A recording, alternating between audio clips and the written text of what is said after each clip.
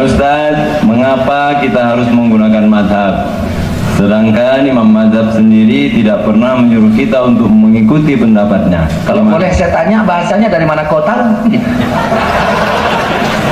Tapi nggak saya tanya, tenang, santai dikit. Dalil kita bermazhab An-Nisa 59 ya.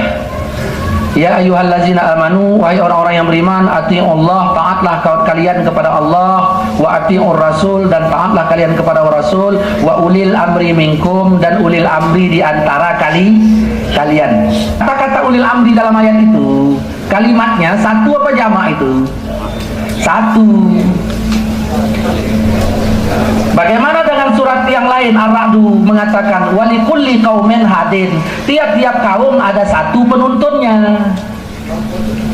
Jelas? Ada satu. Kata Allah di sini ya mengikuti ulil amri. Kata Allah dalam An-Nisa 83, orang yang pingin kebenaran itu dapatnya dari Rasul dan ulil amri. Berarti tidak boleh melepaskan ulil amri. Jadi ulil amri itu adalah ulama, ahlul fiqih wad din. Allah mengatakan An-Nahl 43, fas'alu ahla zikri in kuntum la ta'lamun. Tanyakan kepada ahli zikri, itu adalah ulama. Kita harus kembali kepada tafsirnya ulama.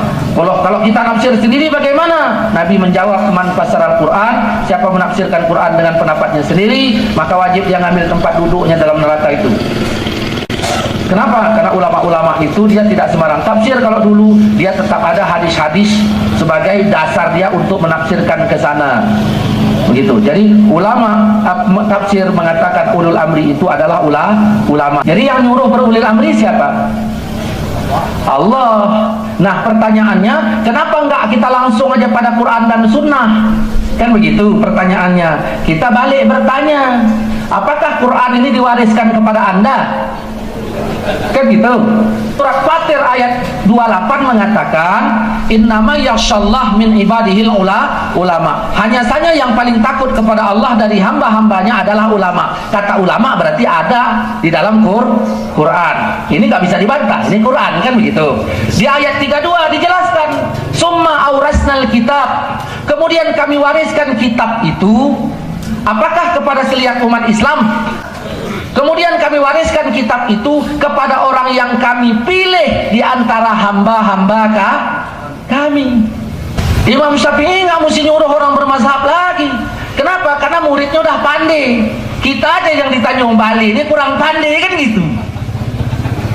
Yang nggak pandainya, yang pandainya pandai atau pandi-pandian, gitu kan?